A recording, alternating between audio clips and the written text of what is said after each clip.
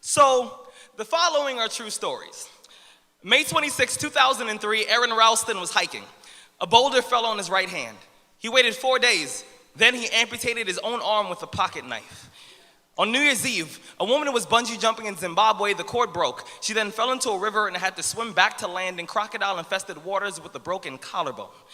Claire Champlin was smashed in the face by a 5-pound watermelon being propelled by a slingshot. Matthew Brobus was hit by a javelin. David Striegel was punched in the mouth by a kangaroo. The most amazing part of these stories is when asked about the experience, they all smiled, shrugged, and said, I guess things could have been worse.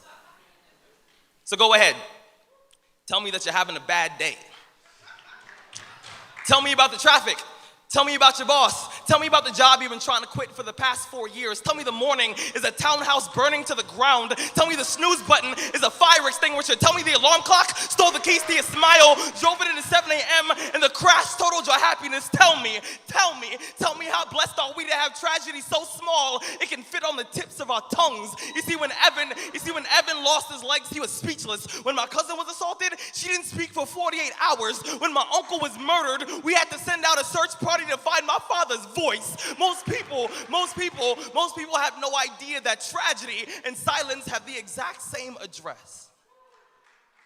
When your day is a museum of disappointments hanging from events that were outside of your control. When you find yourself flailing in an ocean of why is this happening to me? When it feels like your guardian angel put in his 2-week notice 2 months ago and just decided not to tell you. When it feels like God is a babysitter that's always on the phone. When you get punched in the esophagus by a fistful of life. Remember that every year 2 million people die of dehydration. So it doesn't matter if the glass is half full or half empty. There's water in the cup. Drink that shit and stop complaining. You see, muscle is created by repeatedly lifting things that have been designed to weigh us down. So when your shoulders feel heavy, stand up straight, lift your chin. Hell, call it exercise. Remember that life is a gym membership with a really complicated cancellation policy. Remember that you will survive. Remember, things could be worse. Remember, we are never, ever given anything that we can't handle. When the world crumbles around you, you have to look at the wreckage and then build a new one out of all the pieces that are still here. Remember, you are still here. The human heart beats approximately 4,000 times per hour, and each pulse, each throb, each palpitation is a trophy engraved with the words, you are still alive. You are still alive.